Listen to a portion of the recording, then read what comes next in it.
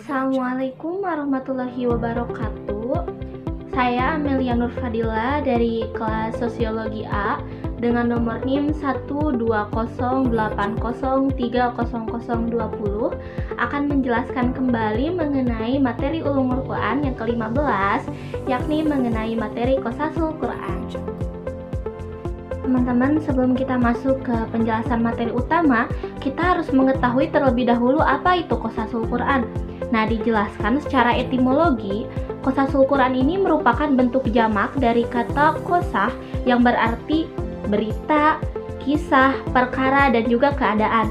Sedangkan menurut terminologi, Qosasul Al-Quran ini adalah kisah-kisah di dalam Al-Quran yang menceritakan keadaan umat-umat terdahulu dan nabi-nabi mereka serta peristiwa-peristiwa yang terjadi pada masa lampau, masa seseorang, dan masa yang akan datang.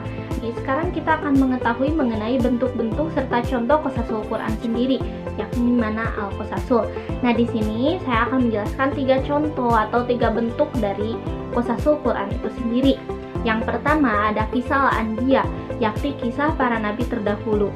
Nah, di sini kisahnya itu mengandung unsur-unsur dakwah ke nabi-nabi kepada para kaumnya, mengingat mukjizat yang memperkuat dakwah dan juga sikap orang-orang yang memusuhi dan juga tanggapan serta perkembangan dan akibat bagi yang percaya dan yang mendustakannya.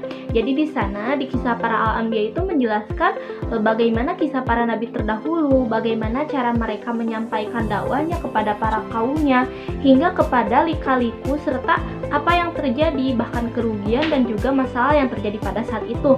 Sebagai contoh, kita bisa lihat kisah Nabi Musa yang menyerukan agama kepada kaumnya yang ditentang oleh ayahnya sendiri, yakni Fir'aun. Kemudian ada Nabi Nuh, ada Nabi Harun, Nabi Isa, serta Nabi Muhammad yang dijelaskan mengenai kisah Al-Anbiya dan kisah dakwahnya di dalam Al-Quran itu sendiri.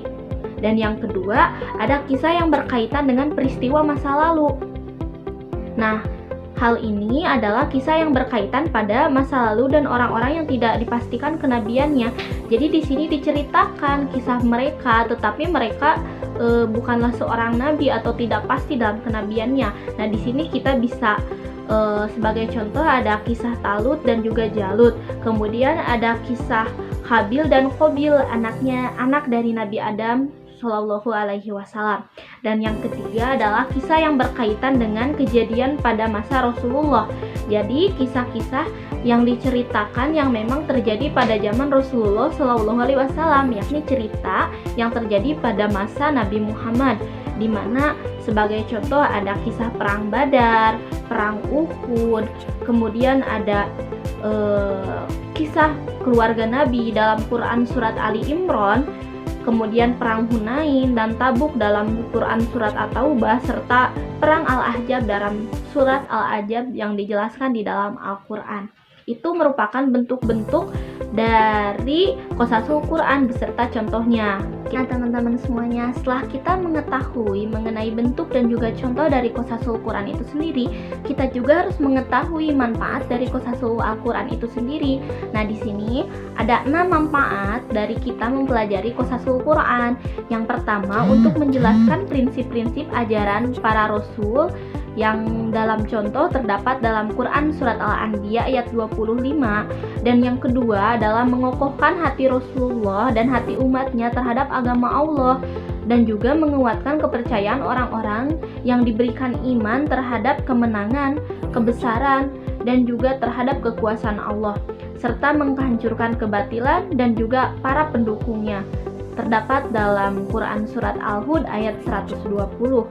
Dan yang ketiga adalah membenarkan ajaran para nabi terdahulu, menghidupkan ajaran mereka dan mengabdikan peninggalan mereka. Jadi poin ketiga ini sebagai bentuk dari kita beriman kepada nabi terlebih dahulu beserta ajaran yang dia berikan dan ajaran yang dia bawa.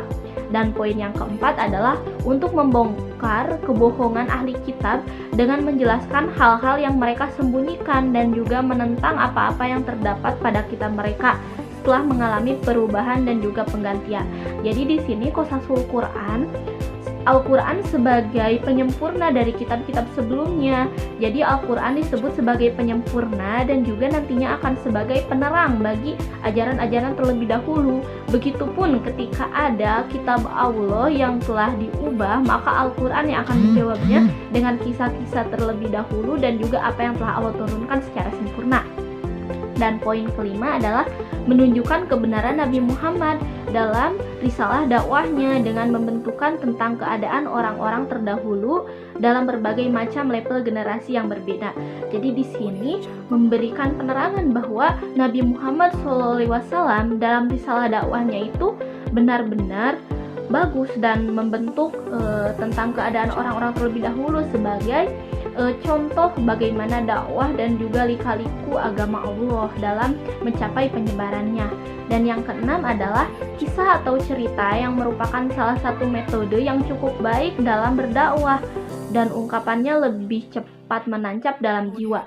Jadi kisah-kisah dalam Al-Quran ini salah satu bentuk dari dakwah, salah satu bentuk dari menyebarkan agama Islam, di mana cerita yang terdapat di dalam Al-Quran mengenai orang-orang terlebih dahulu, kisah para nabi terlebih dahulu ini bisa langsung menancap dalam hati dan juga bisa menjadi referensi kita dalam hal belajar. Sebagai contohnya terdapat dalam Quran surat Yusuf. Tadi merupakan penjelasan mengenai Qosasul Quran, di mana tadi menjelaskan mengenai pengertian Qosasul Quran itu sendiri, mengenai bentuk-bentuk Qosasul Quran dan juga contoh-contohnya, serta manfaat yang kita dapat ketika kita mempelajari Qosasul Quran. Saya Amelia Nurfadila dari kelas Sosiologi A mengucapkan terima kasih atas perhatiannya. Mohon maaf bila ada kesalahan dalam menjelaskan dan juga tutur kata yang kurang enak.